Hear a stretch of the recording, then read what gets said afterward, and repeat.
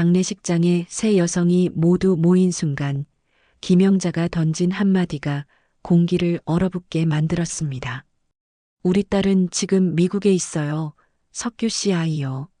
서윤의 손에서 물컵이 떨어져 산산조각 났고 숙자가 이어 말했습니다. 저도 석규 씨와 20년을 함께 살았어요. 정의가 떨리는 목소리로 고백했습니다. 저는 헤어질 때 임신한 상태였어요. 하지만 서윤은 영정사진을 향해 절규했습니다. 당신은 대체 어떤 사람이었어요? 오늘의 사연을 들려드리기 전에 앞으로도 많은 사연을 여러분과 함께하고 싶은 저에게 구독과 좋아요는 무료니까 한 번씩 눌러주세요. 사랑합니다.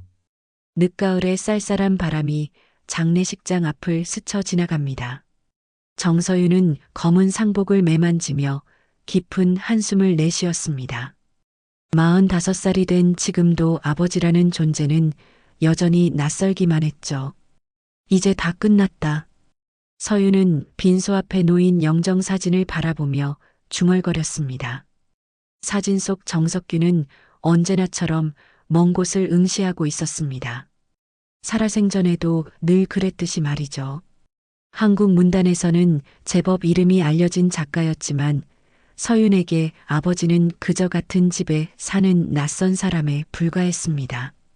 어머니가 돌아가신 건 서윤이 겨우 5살 때였습니다. 그 후로 아버지와 단둘이 살았지만 정작 아버지와 마주 앉아 밥을 먹은 기억조차 손에 꼽을 정도였죠. 아버지는 늘 서재에 틀어박혀 글을 쓰거나 며칠씩 집을 비우곤 했습니다. 그럴 때마다 이웃집 아주머니가 서윤을 돌봐주었고 서윤은 그렇게 혼자 크는 법을 배웠습니다. 따님이시죠? 삼가 고인의 명복을 빕니다. 장의사가 조용히 다가와 인사를 건넸습니다. 서윤은 건조한 목소리로 감사 인사를 전했죠. 조문객은 거의 없었습니다. 아버지의 출판사 관계자 몇 명과 동네 이웃들이 전부였습니다.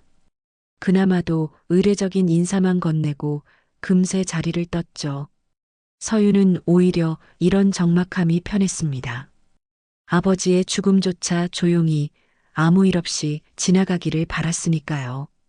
평생 가족보다는 글과 여자에 더 몰두했던 아버지. 서윤은 그런 아버지를 원망하지도 그립다고 느끼지도 않았습니다. 그저 덤덤할 뿐이었죠. 빈소에는 국화꽃 향기가 은은하게 퍼져 있었습니다. 서윤은 상주석에 앉아 두 손을 가지런히 모았습니다. 문상객이 올 때마다 일어서서 인사하는 것도 이제는 익숙해졌죠. 하지만 마음 한구석에서는 이 모든 것이 낯설게만 느껴졌습니다. 아버지, 당신은 대체 어떤 사람이었나요? 서윤은 영정사진을 바라보며 속으로 물었습니다. 하지만 사진 속 아버지는 여전히 대답 없이 먼 곳만 바라보고 있었죠. 그때였습니다. 장례식장 입구에서 누군가의 발소리가 들려왔습니다. 검은 한복을 단정하게 차려입은 70대 여성이 천천히 걸어 들어왔습니다. 은발이 곱게 빗어 올려진 모습이 품이 있어 보였죠. 여성은 영정사진 앞에서 깊은 절을 올렸습니다. 그리고는 한참을 그 자리에 서서 사진을 바라보았습니다. 석규 씨는 제 청춘이었어요. 여성의 입에서 나온 말에 서윤은 고개를 들었습니다. 낯선 얼굴이었습니다. 아버지의 지인이라고 하기엔 너무나 친밀한 호칭이었죠. 여성은 서윤을 향해 돌아보며 쓸쓸한 미소를 지었습니다. 따님이시군요. 많이 닮으셨네요. 특히 눈매가. 서윤은 어색하게 인사를 받았습니다. 그런데 여성의 눈가에 맺힌 눈물이 보였죠. 단순한 지인의 눈물이라고 하기엔 너무나 진한 슬픔이 묻어 있었습니다. 저는 이숙자라고 합니다. 석규 씨와는 오래된 인연이었죠. 숙자는 핸드백에서 손수건을 꺼내 눈가를 닦았습니다. 서윤은 무슨 말을 해야 할지 몰라 그저 가만히 서 있었죠. 장례식장의 정적 속에서 두 사람은 서로를 바라보았습니다. 낯설지만 어딘가 익숙한 기묘한 분위기가 흘렀습니다. 그때 또 다른 발소리가 들려왔습니다. 이번에는 60대 정도로 보이는 여성이었죠. 곱게 차려입은 검은색 원피스가 단정해 보였습니다. 그런데 그 여성이 숙자를 보자 표정이 순간 굳어졌습니다. 아직도 이분이랑 연락했어요? 새로 들어온 여성의 목소리에는 날카로운 가시가 돋아 있었습니다. 박정희라고 자신을 소개한 그 여성은 숙자를 보는 순간 얼굴이 굳어졌죠. 두 사람 사이에는 팽팽한 긴장감이 흘렀습니다. 정희 씨, 오랜만이네요.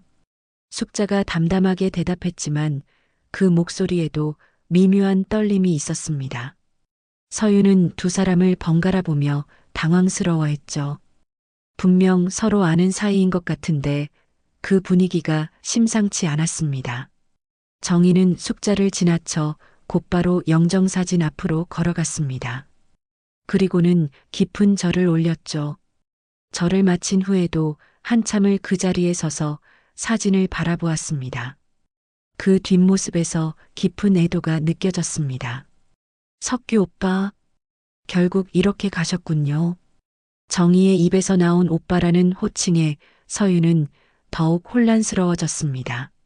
아버지를 이렇게 친근하게 부르는 사람들이 왜 이제야 나타난 걸까요?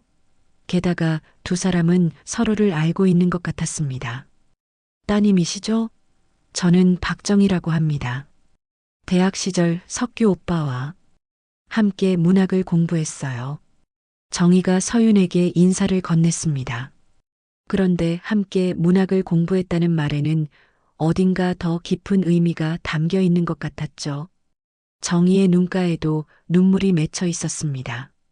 아버지께서 생전에 말씀하신 적이 없으셨는데 서윤이 조심스럽게 말했습니다. 사실 아버지는 자신의 과거에 대해 거의 이야기한 적이 없었죠. 서윤이 아는 아버지의 과거란 어머니와 결혼했다는 사실 정도가 전부였습니다. 그때 장례식장 입구에서 또 다른 인기척이 들렸습니다. 이번에는 60대 중반으로 보이는 여성이었죠. 수수한 차림새였지만 어딘가 품위가 느껴졌습니다. 그런데 그 여성이 들어서자마자 한 말이 장례식장의 공기를 얼어붙게 만들었습니다. 우리 딸은 지금 미국에 있어요. 석규 씨 아이요. 김영자라고 자신을 소개한 그 여성의 말에 서유는 들고 있던 물컵을 떨어뜨렸습니다. 컵이 바닥에 떨어져 깨지는 소리가 정적을 깨뜨렸죠. 숙자와 정희도 놀란 표정으로 영자를 바라보았습니다. 무슨 말씀이신가요? 서윤의 목소리가 떨렸습니다. 아버지의 아이라니. 그것도 미국에 있다니. 이게 대체 무슨 소리인지 이해할 수가 없었죠. 영자는 담담한 표정으로 영정사진 앞으로 걸어갔습니다. 30년 전 일이에요. 석규 씨와 저는 짧지만 강렬한 시간을 보냈죠. 그리고 아이가 생겼어요. 하지만 석규 씨는 이미 가정이 있었고 저는 혼자 아이를 키우기로 했습니다. 영자의 고백에 장례식장은 순간 침묵에 빠졌습니다. 숙자와 정희도 충격을 받은 듯 보였죠. 하지만 두 사람의 표정에는 놀라움보다는 씁쓸함이 더 많이 묻어났습니다. 저도 석규 씨와 20년을 함께 살았어요. 숙자가 갑자기 입을 열었습니다. 서유는 믿을 수 없다는 표정으로 숙자를 바라보았죠. 20년을 함께 살았다니. 그럼 서윤이 중학생일 때부터였단 말인가요? 함께 살았다고요? 그럼 아버지가 집을 자주 비운 건? 네, 저와 함께 있었죠. 석규 씨는 두 집 살림을 했어요. 물론 따님은 모르셨겠지만 숙자의 말에 서유는 다리에 힘이 풀리는 것을 느꼈습니다. 상주석에 털썩 주저앉았죠. 평생 아버지가 글을 쓰러 어디론가 떠난다고 생각했는데 사실은 다른 여자와 함께 있었다니. 저는 대학 시절 연인이었어요. 첫사랑이었죠. 정희도 자신의 이야기를 꺼냈습니다. 핸드백에서 낡은 편지 봉투를 꺼내 보였죠. 봉투는 세월의 흔적으로 누렇게 변색되어 있었습니다. 마지막 이별 편지예요. 40년 동안 간직하고 있었죠. 석규 오빠가 결혼한다고 했을 때 저는 그 사실을 받아들일 수 없었어요. 하지만 결국 떠나보낼 수밖에 없었죠. 새 여성의 고백을 들으며 서유는 머릿속이 하얘졌습니다. 아버지는 대체 어떤 사람이었던 걸까요? 평생 가족에게 무관심했던 그 사람이 이렇게 많은 여자들과 관계를 맺고 있었다니. 그런데 왜 하필 오늘 다 오신 건가요? 서윤이 떨리는 목소리로 물었습니다. 세 여성은 서로를 바라보았죠. 그들의 표정에는 복잡한 감정이 교차하고 있었습니다. 석규 씨가 돌아가시기 전에 각자에게 편지를 보냈어요. 영자가 대답했습니다. 그리고는 가방에서 편지 봉투를 꺼내 보였죠. 다른 두 사람도 고개를 끄덕이며 같은 편지를 받았다고 했습니다. 장례식에 꼭 와달라고. 그리고 서윤 씨를 만나달라고 했어요. 아버지가 죽기 전에 이 여자들에게 편지를 보냈다. 그것도 자신을 만나라는 내용으로. 서윤은 도저히 이해할 수 없었습니다. 왜 아버지는 이런 일을 꾸민 걸까요? 장례식장은 이제 추모의 공간이 아니었습니다. 아버지의 비밀스러운 과거가 하나둘 드러나는 무대가 되어버렸죠. 서윤은 영정사진을 바라보았습니다. 사진 속 아버지는 여전히 알 수 없는 미소를 짓고 있었습니다. 장례식장의 공기가 무겁게 가라앉았습니다. 세 여성은 각자의 자리에 앉아 서로를 의식하고 있었죠. 서윤은 여전히 혼란스러운 마음을 추스르지 못하고 있었습니다. 그때 숙자가 먼저 입을 열었습니다. 우리 모두 석규 씨를 사랑했어요. 각자의 방식으로, 각자의 시간 속에서요. 숙자의 목소리는 담담했지만 그 안에는 깊은 회한이 묻어 있었습니다. 정희가 쓴웃음을 지으며 고개를 저었죠. 사랑이라. 그래요. 저도 그 사람을 사랑했죠. 하지만 석규 오빠는 저를 선택하지 않았어요. 아니, 선택할 수 없었겠죠. 이미 결혼을 약속한 사람이 있었으니까요. 정희는 품에서 꺼낸 낡은 편지를 만지작거렸습니다. 종이가 낡아 조심스럽게 다뤄야 했죠. 서윤은 그 편지가 궁금했지만 차마 보여달라고 할 수는 없었습니다. 저는 석규 씨와 20년을 함께 했어요. 물론 정식 부부는 아니었지만 우리는 서로를 의지하며 살았죠. 석규 씨는 저와 있을 때 가장 편안해 했어요. 글도 제일 잘 써지고요. 숙자의 말에 서윤은 가슴이 아파왔습니다. 아버지가 다른 여자와 있을 때 편안함을 느꼈다니. 그럼 자신과 함께 있던 집은 아버지에게 어떤 공간이었을까요? 20년이면 제가 중학생 때부터네요. 그동안 전혀 몰랐어요. 서윤의 목소리에는 배신감이 묻어났습니다. 숙자는 미안한 표정으로 서윤을 바라보았죠. 석규 씨는 따님을 정말 사랑했어요. 하지만 표현하는 방법을 몰랐죠. 늘 따님 이야기를 했어요. 공부는 잘하는지, 친구는 많은지, 행복하게 지내는지. 그래서요? 그게 사랑인가요? 한 번도 직접 물어본 적 없으면서 서윤의 목소리가 높아졌습니다. 감정을 억누르려 했지만 쉽지 않았죠. 영자가 조용히 끼어들었습니다. 저희 딸은 올해 32이에요. 이름은 설인이고요. 하버드에서 의학을 공부하고 지금은 보스턴에서 의사로 일하고 있죠. 영자의 말에 서윤은 숨이 막혔습니다. 자신보다 13살 어린 이복 동생이 있었다니. 그것도 하버드 출신 의사라니요. 서윤은 자신도 모르게 비교하고 있었습니다. 설인이는 아버지를 알고 있나요? 네, 알고 있어요. 10살 때 진실을 말해줬거든요. 처음엔 많이 원망했죠. 왜 아빠는 우리와 함께 살지 않느냐고요. 하지만 시간이 지나면서 이해하게 됐어요. 석규 씨도 나름의 사정이 있었을 테니까요. 영자의 말투는 덤덤했지만 그 안에는 30년 세월의 무게가 담겨 있었습니다. 정희가 한숨을 쉬며 말했죠. 저는 석규 오빠와 헤어질 때 임신한 상태였어요. 갑작스러운 고백에 모두가 정희를 바라보았습니다. 정희의 눈에서 눈물이 흘러내렸죠. 하지만 오빠는 이미 다른 사람과 결혼하기로 했고 저는 혼자 감당할 자신이 없었어요. 부모님도 반대했고요. 결국 정희는 말을 잇지 못했습니다. 하지만 모두가 그 뒤의 이야기를 짐작할 수 있었죠. 서유는 복잡한 심정으로 정희를 바라보았습니다. 만약 그때 그 아이가 태어났다면 자신보다 나이가 많은 이복 형제가 있었을 거예요. 그 일 이후로 저는 결혼도 하지 않고 혼자 살았어요. 석규 오빠를 잊을 수가 없었거든요. 어리석죠? 저를 버린 사람을 평생 그리워하며 살았으니까요. 정희의 고백이 끝나자 장례식장은 다시 침묵에 빠졌습니다. 세 여성의 이야기는 각기 달랐지만 한 가지 공통점이 있었죠. 모두가 정석규라는 한 남자를 사랑했고 그로 인해 상처받았다는 것. 아버지는 정말 이기적인 사람이었네요. 서윤이 자조적으로 말했습니다.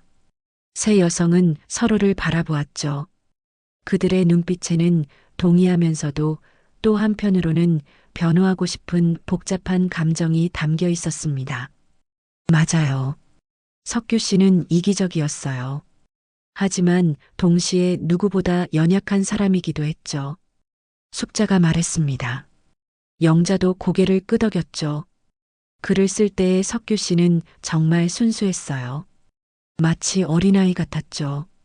하지만 현실로 돌아오면 늘 도망치고 싶어 했어요. 책임지는 걸 두려워했고요. 그래서 여러 여자를 만난 건가요? 도망칠 곳이 필요해서? 서윤의 날카로운 질문에 세 여성은 대답하지 못했습니다. 어쩌면 그게 진실일지도 모른다는 생각이 들었기 때문이죠. 그때 영자가 가방에서 사진 한 장을 꺼냈습니다. 이건 15년 전에 찍은 사진이에요. 우연히 모두가 한자리에 모였던 날이죠. 사진을 본 서윤은 또 한 번 충격을 받았습니다. 사진 속에는 아버지와 세 여성, 그리고 어린 소녀가 함께 있었죠. 그 소녀는 다름 아닌 7살의 서윤이었습니다. 이게 저예요? 하지만 전혀 기억이 없는데 따님은 모르셨겠죠. 석규 씨가 문학상을 받던 날이었어요. 시상식장에서 우연히 모두 마주쳤고 석규 씨가 함께 사진을 찍자고 했어요. 따님도 함께요. 숙자의 설명을 들으며 서윤은 희미한 기억을 더듬었습니다. 아버지 손에 이끌려 어디론가 갔던 것 같기도 하고, 하지만 명확하게 떠오르지는 않았죠. 우리는 서로의 존재를 알고 있었어요. 석규 씨가 숨기지 않았거든요. 물론 자세한 이야기는 하지 않았지만 우리 모두 짐작하고 있었죠. 정희의 말에 서윤은 더욱 혼란스러워졌습니다. 서로 알면서도 그런 관계를 유지했다니. 도대체 무슨 생각으로 그런 삶을 살았던 걸까요? 저희도 이해할 수 없었어요. 하지만 석규 씨를 떠날 수도 없었고요. 사랑이란 게 그래요. 이성적으로 설명할 수 없는 감정이죠. 영자의 말이 장례식장에 울려 퍼졌습니다. 서윤은 영정 사진을 바라보았죠. 아버지는 여전히 알 수 없는 표정으로 정면을 응시하고 있었습니다. 마치 이 모든 상황을 예상했다는 듯이 서윤은 사진을 들여다보다가 문득 무언가 떠올랐습니다. 아버지의 서재에 가져온 유품 상자가 있었죠. 혹시 그 안에 더 많은 비밀이 숨겨져 있는 건 아닐까 하는 생각이 들었습니다. 잠시만요. 아버지 유품을 확인해 봐야겠어요. 서윤은 장례식장 한쪽에 놓아둔 상자를 가져왔습니다. 낡은 가죽 상자 안에는 아버지의 만년필, 안경, 그리고 몇 권의 수첩이 들어 있었죠. 그런데 상자 바닥에서 봉투 하나를 발견했습니다. 정서윤에게 전하는 마지막 이야기. 봉투 겉면에 쓰인 아버지의 필체를 보자 서윤의 손이 떨렸습니다. 새 여성도 긴장한 표정으로 서윤을 바라보았죠. 서윤은 천천히 봉투를 열었습니다. 편지지에는 아버지의 글씨가 빼곡히 적혀 있었습니다. 평소의 흘림체가 아닌 정성스럽게 쓴 글씨였죠. 서윤은 떨리는 목소리로 편지를 읽기 시작했습니다.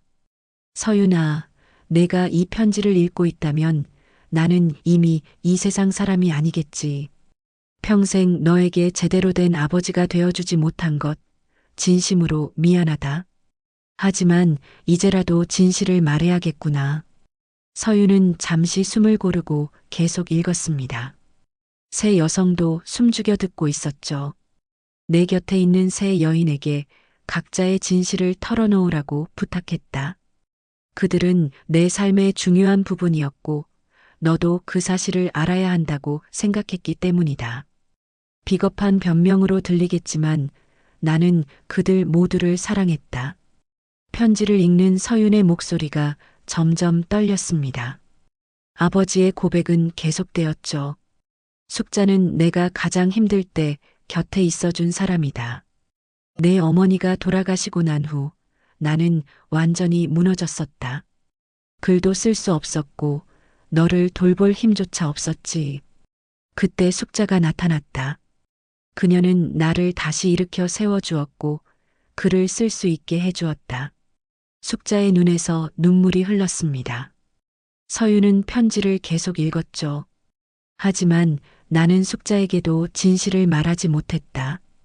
다른 여자들을 만난다는 사실을 알면서도 모른 척해준 그녀에게 나는 끝내 모든 것을 내려놓고 선택할 용기가 없었다. 이번엔 정희에 대한 이야기가 이어졌습니다. 정희는 내 첫사랑이었다.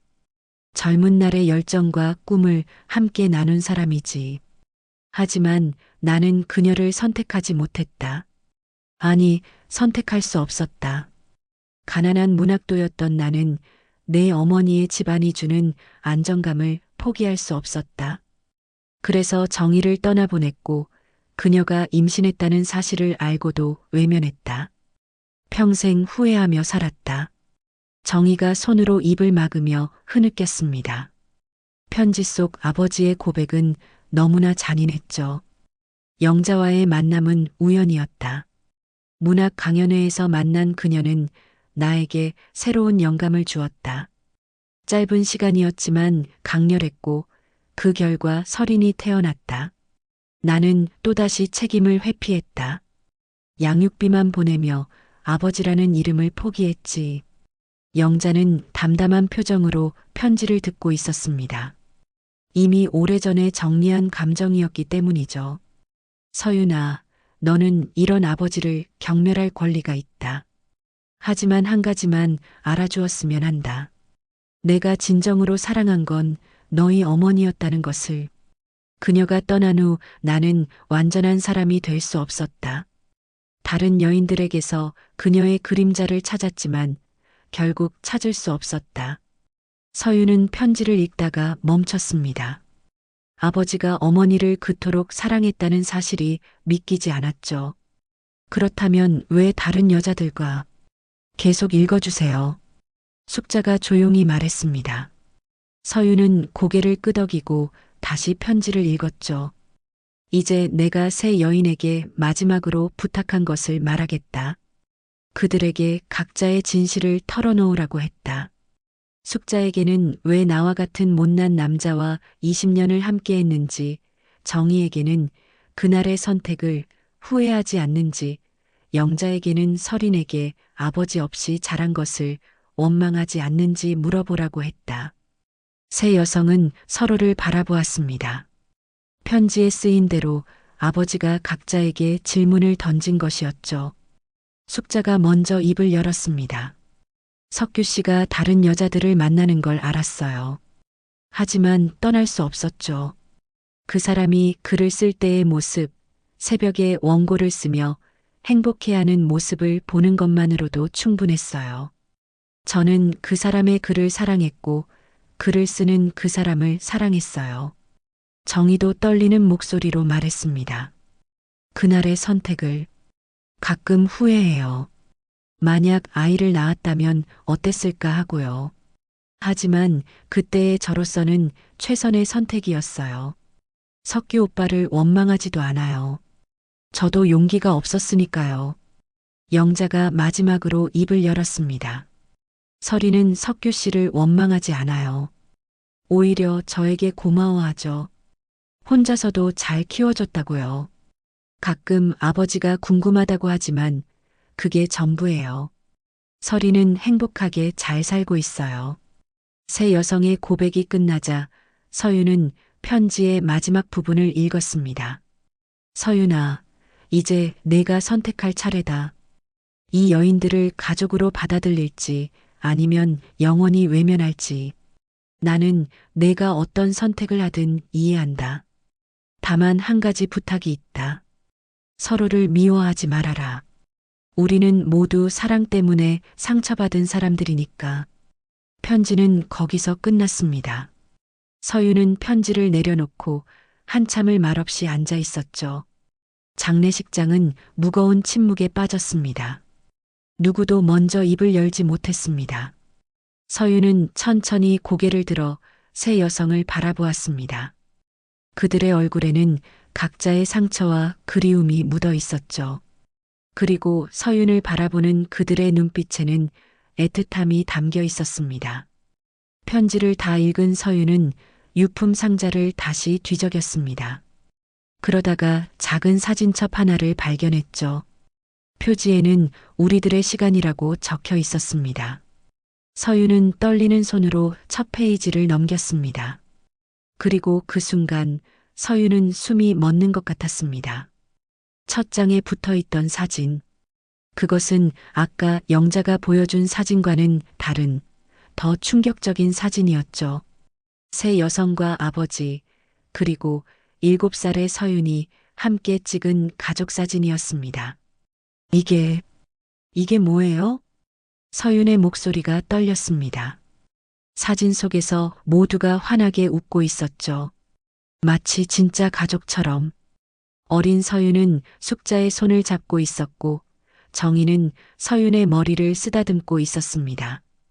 영자는 옆에서 다정하게 지켜보고 있었고요. 기억나요. 그날은 따님의 생일이었죠. 숙자가 조용히 말했습니다. 서윤은 믿을 수 없다는 표정으로 숙자를 바라보았죠. 제 생일이요? 하지만 전혀 기억이. 석규 씨가 특별히 준비한 날이었어요. 평소엔 우리가 만나는 걸 피했는데 그날만은 달랐죠. 따님의 7번째 생일을 함께 축하하고 싶다고 했어요. 정희가 설명을 이어갔습니다. 서윤은 사진을 들여다보며 기억을 더듬었지만 여전히 아무것도 떠오르지 않았죠. 사진첩을 넘기자 더 많은 사진들이 나왔습니다. 공원에서, 식당에서, 놀이공원에서 찍은 사진들. 모든 사진에는 5명이 함께 있었죠. 날짜를 보니 서윤이 5살부터 10살까지의 사진들이었습니다.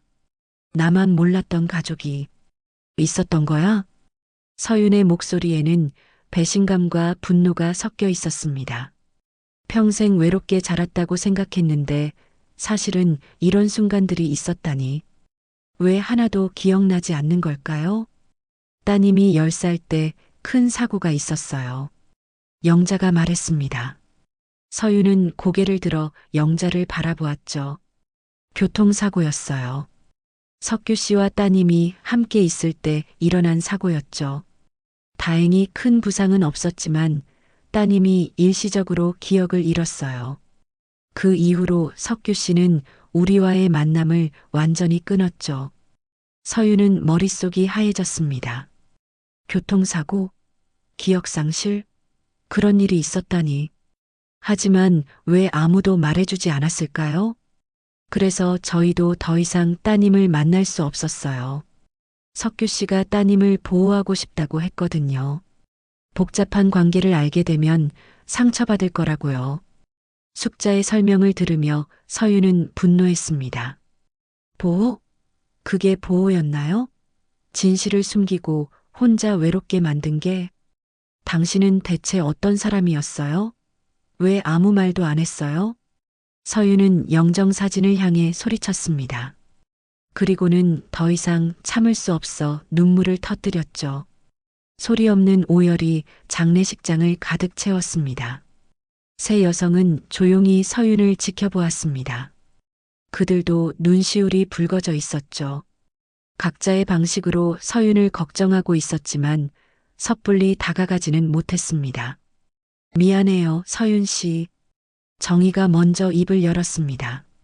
저희가 좀 더 용기를 냈어야 했는데 석규 오빠의 뜻을 거스를 수 없었어요. 하지만 늘 멀리서 지켜보고 있었어요. 대학 졸업식 때도 첫 직장에 들어갔을 때도 지켜보고 있었다고요? 서윤이 눈물에 젖은 얼굴로 정희를 바라보았습니다. 숙자가 고개를 끄덕였죠. 석규 씨가 따님 사진을 자주 보여줬어요. 얼마나 자랑스러워했는지 몰라요. 문학을 전공했다고 했을 때는 정말 기뻐했죠. 자기 딸이 자기와 같은 길을 간다고요. 서윤은 혼란스러웠습니다. 아버지가 자신을 자랑스러워했다? 한 번도 그런 말을 들어본 적이 없는데, 오히려 무관심하다고만 생각했는데, 영자가 핸드폰을 꺼내 사진을 보여주었습니다. 이건 작년에 석규 씨가 보내준 사진이에요. 따님의 첫 책이 출간됐을 때 찍은 거죠. 석규 씨가 얼마나 행복해했는지. 사진 속에는 서점에서 서윤의 책을 들고 있는 아버지가 있었습니다. 서윤은 그 사진을 본 적이 없었죠. 아버지가 자신의 책을 샀다는 것도 처음 알았습니다. 제 책을 읽으셨대요? 읽으셨을 뿐만 아니라 여러 권 사서 지인들에게 나눠주기도 했어요. 딸이 쓴 책이라고 자랑하면서요. 숙자의 말에 서윤은 또다시 눈물이 났습니다. 왜 직접 말하지 않았을까요? 왜 늘 다른 사람을 통해서만 전해 듣는 걸까요? 서윤은 사진첩을 덮었습니다. 더 이상 볼 힘이 없었죠. 너무 많은 진실이 한꺼번에 쏟아져 나와 감당하기 힘들었습니다. 평생 믿어왔던 것들이 모두 무너지는 기분이었습니다. 저는 정말 아무것도 몰랐어요. 아버지가 저를 사랑한다는 것도, 이런 가족이 있었다는 것도, 제가 사고를 당했다는 것도. 서윤의 목소리는 공허했습니다. 세 여성은 안타까운 표정으로 서윤을 바라보았죠. 석규 씨는 나름의 방식으로 따님을 사랑했어요. 비록 틀린 방식이었지만요. 영자의 말에 서윤은 고개를 저었습니다. 그게 사랑이에요? 진실을 숨기고 혼자 외롭게 만들고 가족이 있다는 것도 알려주지 않고 그게 사랑이라고요? 아무도 대답하지 못했습니다. 서윤의 말이 맞았으니까요. 아버지의 사랑은 일방적이고 이기적이었습니다. 보호한다는 명목으로 서윤에게서 선택권을 빼앗았죠. 서윤은 영정 사진을 바라보았습니다.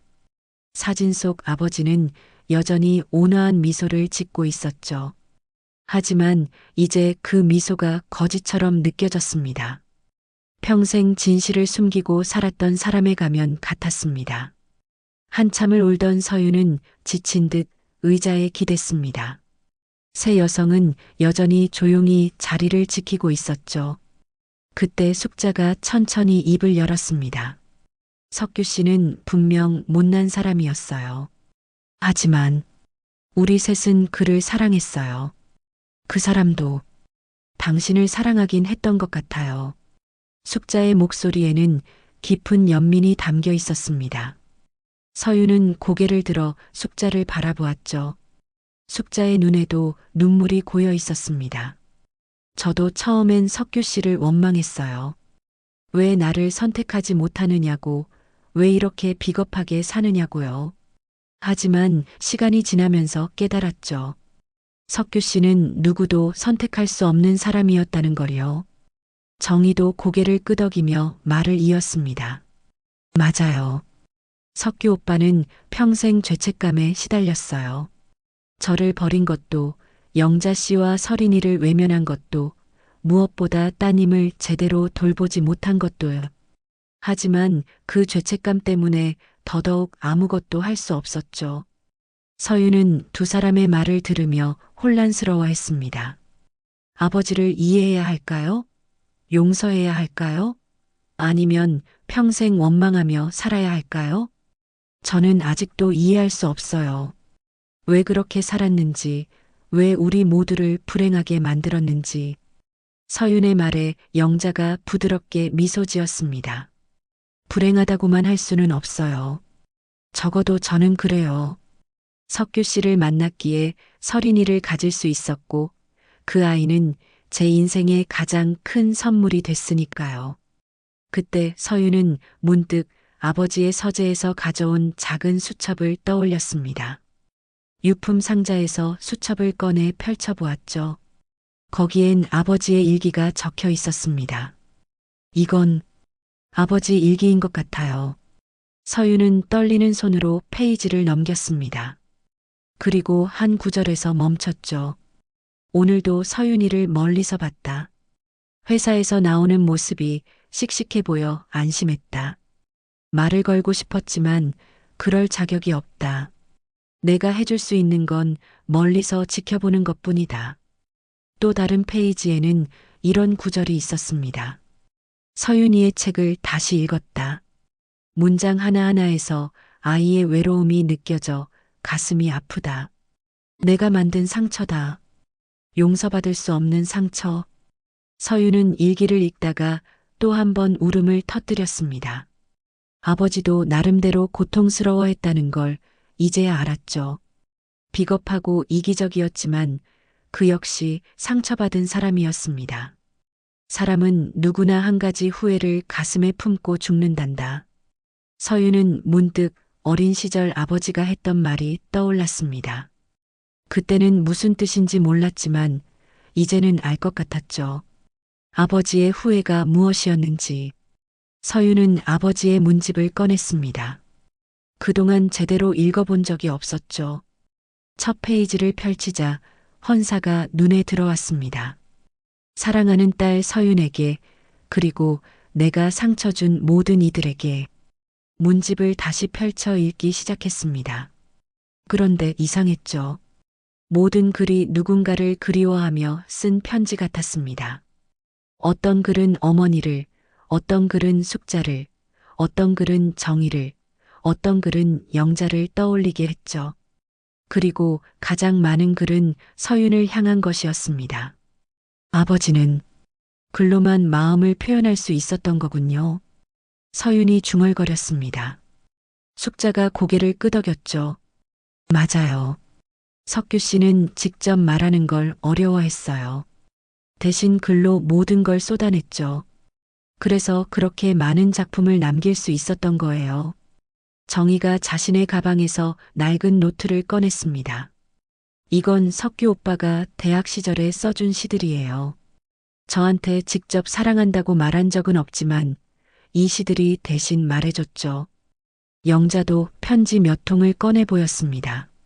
석규 씨는 편지를 자주 보냈어요. 서린이의 성장 과정을 물어보고 필요한 게 있으면 말하라고. 직접 만나지는 못해도 늘 신경 쓰고 있었어요.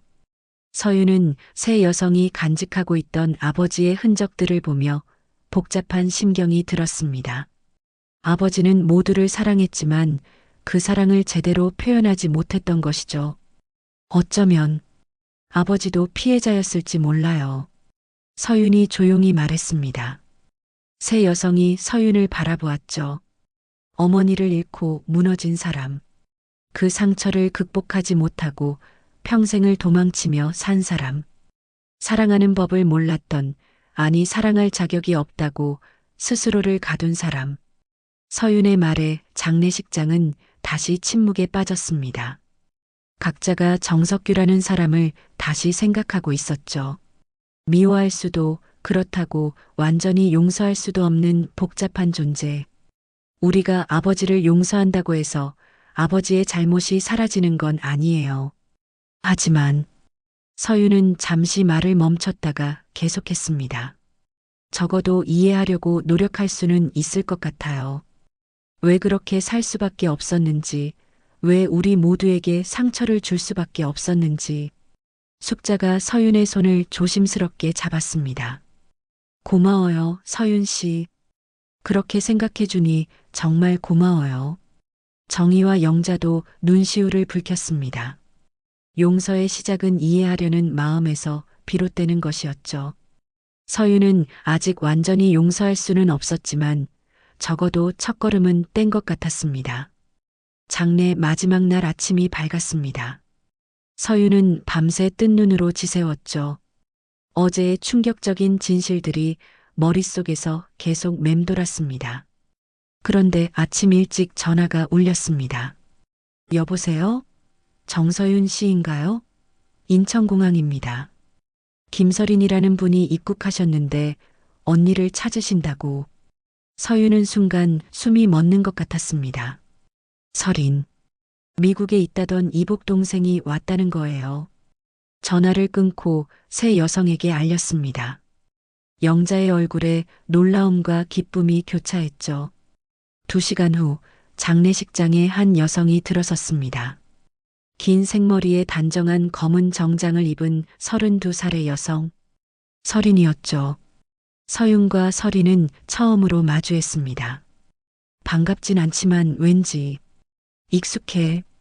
서린이 먼저 말을 꺼냈습니다. 영어 억양이 살짝 섞인 한국어였지만 유창했죠. 서윤도 묘한 감정을 느꼈습니다. 처음 보는 사람인데도 낯설지 않았어요. 나도.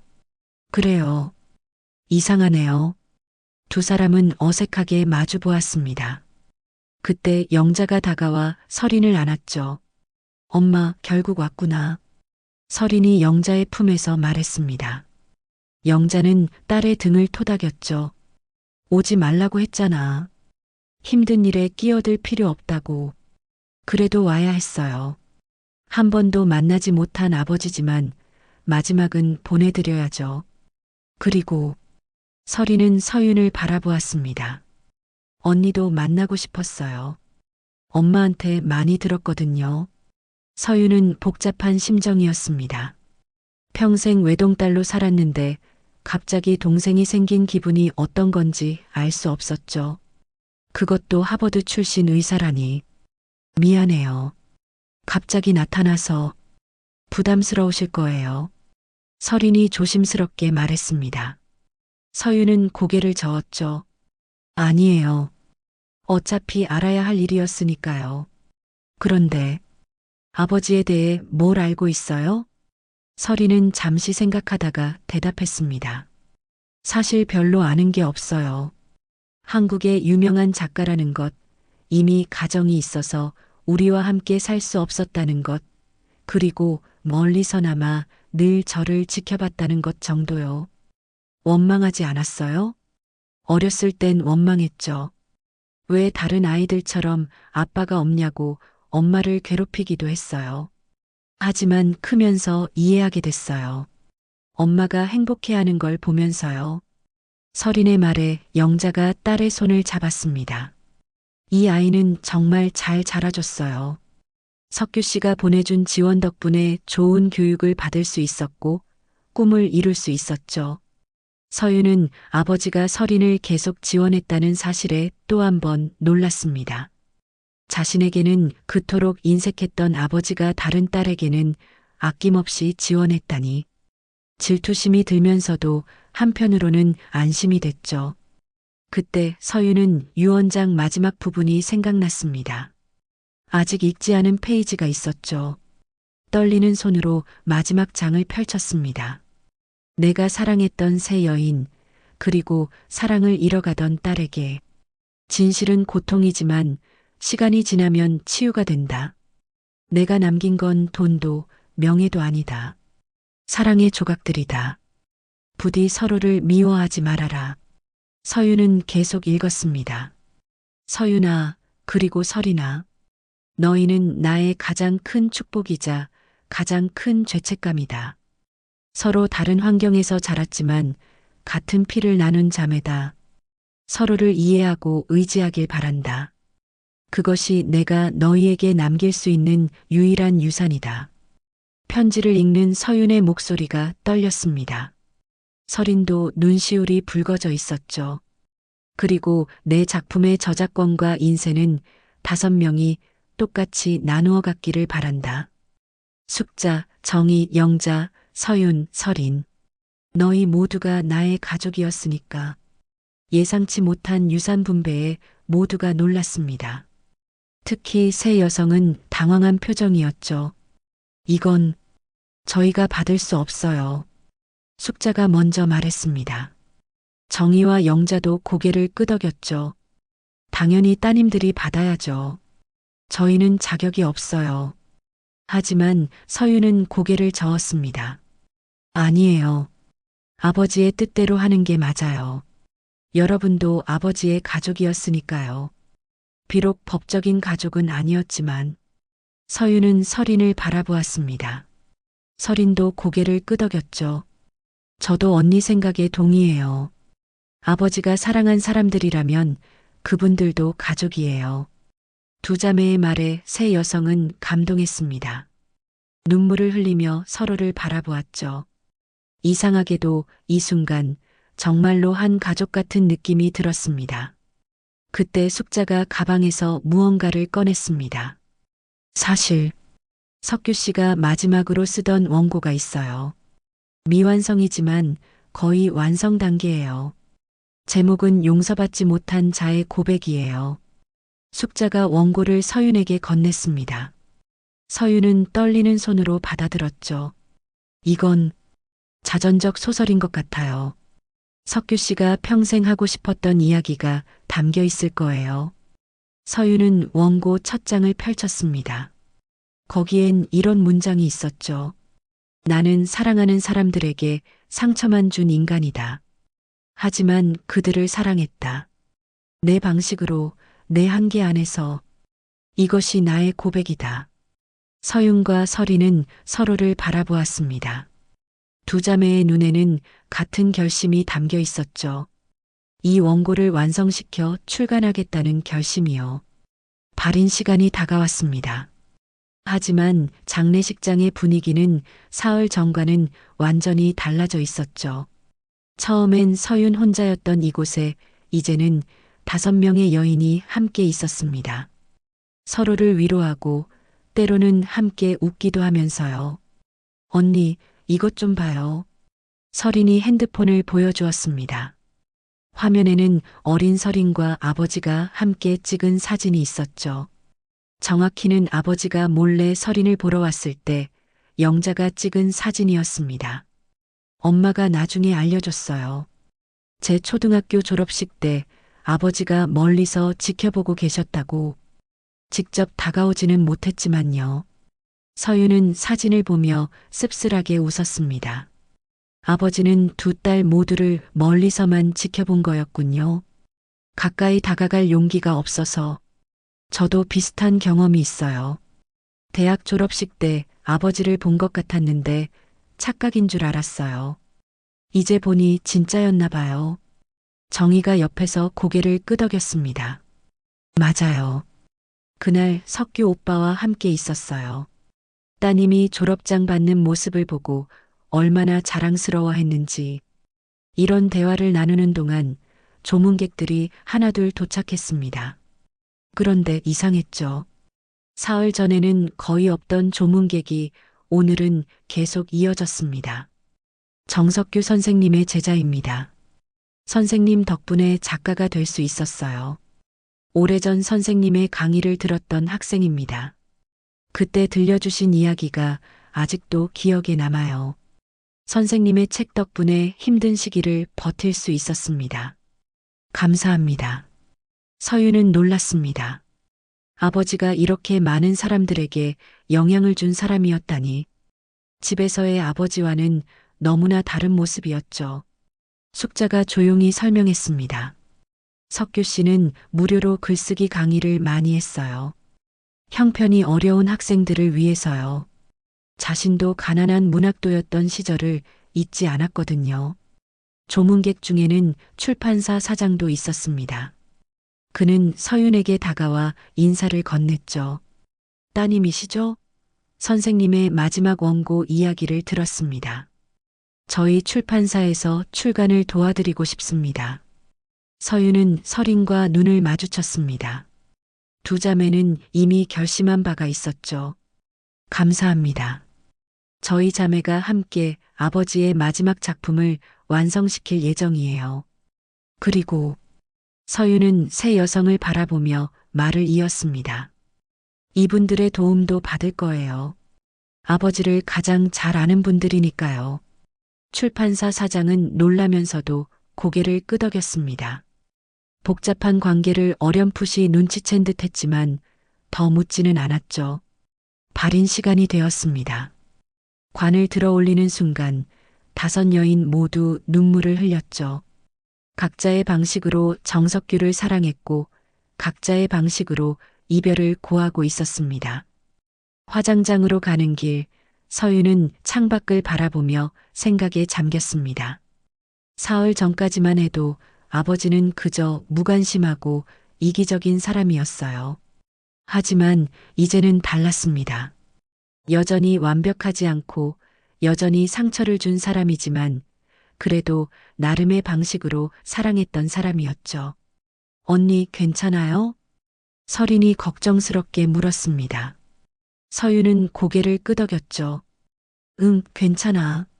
이상하게도 마음이 편해졌어. 평생 풀리지 않던 수수께끼가 풀린 것 같아. 화장이 끝나고 유골함을 받았을 때 서윤은 제안했습니다. 아버지가 좋아하던 바다에 뿌려드리는 게 어떨까요? 글을 쓸 때 자주 가셨다던 동해 바다에. 숙자가 놀라며 말했습니다. 어떻게 아셨어요? 석규 씨가 늘 그곳에 묻히고 싶다고 했는데 서윤은 미소 지었습니다. 아버지의 소설에 자주 등장하는 곳이에요. 이제야 왜 그곳을 그렇게 좋아했는지 알 것 같아요. 5 여인은 함께 동해로 향했습니다. 차 안에서 그들은 정석규에 대한 추억을 나눴죠.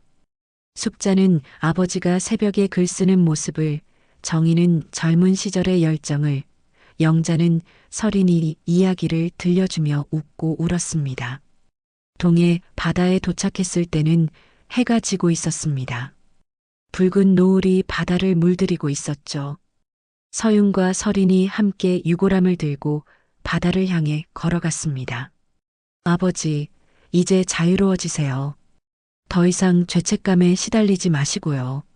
서윤이 말했습니다. 설인도 덧붙였죠. 저희는 괜찮아요. 서로를 찾았으니까요. 그리고 이제 가족이 되었어요. 아버지가 바라던 대로요. 유골이 바다에 흩어질 때 바람이 불었습니다. 마치 아버지가 대답하는 것처럼 5 여인은 나란히 서서 바다를 바라보았죠. 서로 손을 잡고. 장례식이 끝나고 일주일 후 서윤의 집에 5 명이 모였습니다. 아버지의 마지막 원고를 함께 검토하기 위해서였죠. 여기 이 부분은 제가 알아요. 이때 석규 씨가 얼마나 고민했는지. 이 장면은 저희 이야기예요. 대학 시절 함께 갔던 바다. 설인이 태어났을 때의 심정이 여기 담겨 있네요. 각자가 아는 이야기를 보태며 원고는 점점 완성되어 갔습니다. 그 과정에서 5 여인은 더욱 가까워졌죠. 혈연으로 맺어진 가족은 아니었지만 한 사람을 사랑했다는 공통점으로 연결된 특별한 가족이 되어가고 있었습니다. 서윤은 거실벽에 걸린 사진을 바라보았습니다. 장례식장에서 찾은 그 사진. 5 명이 함께 찍은 가족 사진이었죠. 이제는 더 이상 아픈 기억이 아니었습니다. 어쩌면 이게 우리 가족일지도 모르겠다. 서윤의 말에 모두가 고개를 끄덕였습니다. 그리고 창밖에서 들려오는 파도 소리를 들으며 각자 정석규를 추억했죠. 미워했지만 사랑했고 상처받았지만 용서하게 된 그 사람을. 가족이란 피가 아니라 기억과 용서로 완성되는 것인지도 모릅니다. 서로를 이해하고 받아들이는 마음으로 만들어지는 것. 정석규가 평생 만들지 못했지만 죽음으로써 남긴 가장 큰 유산은 바로 이 특별한 가족이었습니다. 사랑은 때로 후회로 남기도 합니다. 오늘 이야기 마음속 어딘가에 간직해주세요. 시청해주셔서 감사합니다.